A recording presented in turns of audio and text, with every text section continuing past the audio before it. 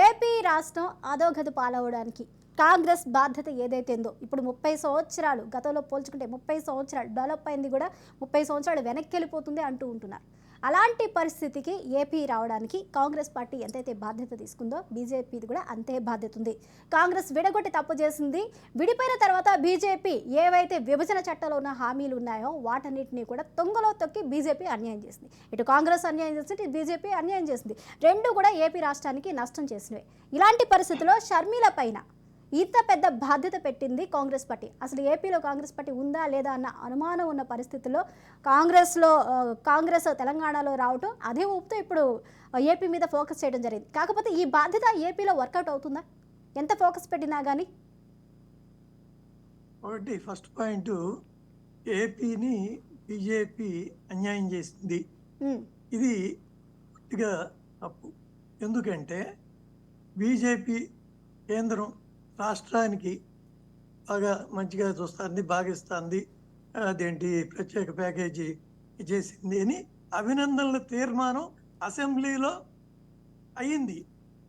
Assembly records ఉన్నాయి. కాబట్టి ఆ రోజున భజన చేసే సంఘ పార్టీలవి తర్వాత ఆ రోజున రాష్ట్ర అసెంబ్లీ దాని మీద తీర్మానం చేసింది. అరుణ్ జైట్లీ గారి వంటి వారికి సత్కారాలు చేశారు. కాబట్టి దాని మీద వాడు మళ్ళీ చర్చ అనవసరం. 75 ఏళ్ళుగా రాష్ట్రం ఎందుకు, ఈ ప్రాంతం ఎందుకు ఇలాగైంది అనే దానికి సమాధానం ఇంతవరకు వాళ్ళు చెప్పడం లేదు. కాంగ్రెస్ చెప్పే పరిస్థితి కూడా లేదు. సరే, తీసేద్దాం. నెక్స్ట్ పాయింట్, కాంగ్రెస్ ఆమెను పెట్టుకోవడం అది అంతర్గత వ్యవహారం, వాళ్ళ ఇష్టం. అది స్వాగతిస్తాం, మంచిది. కానీ తులసిరెడ్డి గారు అటు కర్ణాటక వచ్చింది, ఇక్కడ తెలంగాణ వచ్చింది, ఆంధ్ర వచ్చేస్తుంది. ఇక్కడ కర్ణాటకనే తెలంగాణ అయినా మీరు ఒకటి గుర్తించండి, ఏ సమయంలో అయినా 2014 ముందు కానీ తర్వాత కానీ కాంగ్రెస్ ఎప్పుడు అక్కడ ఫస్ట్ ఆర్ సెకండ్ ప్లేస్లో ఉంది. అంటే గత 10 ఏళ్ళు సెకండ్ ప్లేస్లో ఉంది. ఎక్కడ తెలంగాణ అది ఎంత జడ్డ. ఈవెన్ పార్లమెంట్లో మాకు 4, వాళ్ళకి 3 సీట్లు వచ్చినప్పుడు కానీ ఏపీలో లేదు కదా. సెకండ్ ప్లేస్ లో తెలంగాణలో ఉండొచ్చు, కానీ ఏపీలో లేదు. ఒక్క నిమిషం, వచ్చినప్పటికి కూడా పర్సంటేజ్ ఆఫ్ ఓట్స్ లో కాంగ్రెస్ కే వచ్చింది. కాబట్టి వాళ్ళు సెకండ్ ప్లేస్ లో ఉన్నారు. అవకాశం వచ్చినప్పుడు ఫస్ట్ ప్లేస్ దించాలన్నప్పుడు సెకండ్ ప్లేస్ కి అవకాశం ఇవ్వటం జరిగింది. కానీ ఆంధ్రాలో చాలా చాలా చాలా వెనక ఉన్నారు. ఇక్కడి నుంచి ఏదో అధికారం అనేది రాజకీయాల్లో ఏది చెప్పలేం, కానీ బట్ చాలా అత్యాశే అవుతుంది. ఆశాభావం తప్పులేదు, కానీ అది కొద్దిగా టూ మచ్ అదే అత్యాశ అవుతుంది. ఒక్క విషయం నేను చెప్పాలి. ఏంటంటే తెలుగుదేశానికి అసలు ఓటు ఇచ్చింది అంటే కన్సాలిడేట్ చేసింది ఎన్టీ రామారావు. తర్వాత దాని మధ్య ఆళ్లలో గొడవలు జరిగిన చివరి చంద్రబాబు నాయుడు గారు దాన్ని ఓన్ చేసుకోగలిగారు. ఆ మధ్యలో పోటీ పడ్డ లక్ష్మీపార్వతి కానీ హరికృష్ణ కానీ వాడు కాలగర్భంలో కలిసిపోయారు. అంటే ప్రజలు వాళ్ళని తీసేసి చంద్రబాబునే ఎన్టీ రామారావు వారసుడిగా చూశారు. ఇకపోతే కాంగ్రెస్కి ఓటు ఇచ్చింది ఫస్ట్ ఇందిరాగాంధీ, అది కాదన్న 71లో.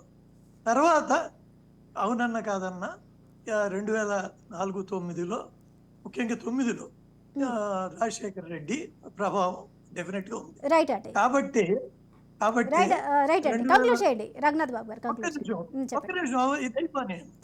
ఒక్క నిమిషం, ఇది అందరికి తెలియదు. 2014లో కాంగ్రెస్ లోంచి ఆయన బయటకు వచ్చి జగన్మోహన్ రెడ్డి పోటీ చేసినప్పుడు 90% ఆఫ్ కాంగ్రెస్ ఓటు ఆయనకే వచ్చేసింది. అంటే అటు కాంగ్రెస్ సైడ్కి వెళ్ళ. అంటే ఇందాక నేను టీడీపీ చంద్రబాబు ఎలాగ చెప్పానో ఇక్కడ కూడా వైసీపీ అలా వాస్తవ పరిస్థితి చెబుతున్నా. ఇది పార్టీకి అతీతంగా హిస్టరీ తెలియాలి.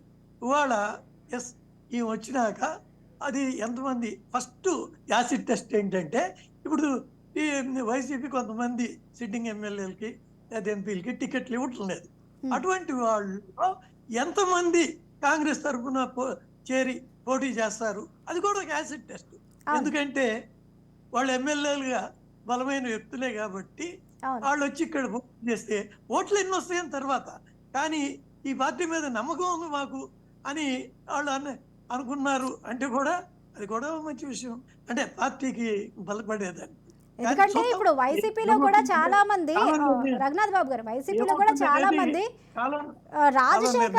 రాజశేఖర్ రెడ్డి మీద ఉన్న అభిమానంతో మేము ఇప్పటివరకు ఇందులో కంటిన్యూ అయ్యాము. అదే రాజశేఖర్ బిడ్డ కాంగ్రెస్ లోకి, రాజశేఖర్ రెడ్డి ఏ పార్టీలో అయితే ఉన్నారో అదే పార్టీలో తాను ఉంటానంటే తాను వెనక నడవడానికి మేము సిద్ధంగా ఉన్నామంటూ కూడా బయటకు వచ్చి లేదమ్మా, సీట్ రానోళ్ళేనమ్మా. నేను మాట అటు చూద్దాం, చూసేది మంచిదే. సీట్ కానీ రానోళ్ళమ్మా. ఒక్క నిమిషం నేను ఇది కరెక్టే మీరు అన్నది. నేను ఇది మరి ఎన్టీ రామారావు భార్యగా లక్ష్మీభారతి, కానీ అల్లుడికే ఇచ్చారుగా. అందుకని అది ఎలా ఓన్ చేసుకుంటారనేది కాలం నిర్ణయిస్తుంది.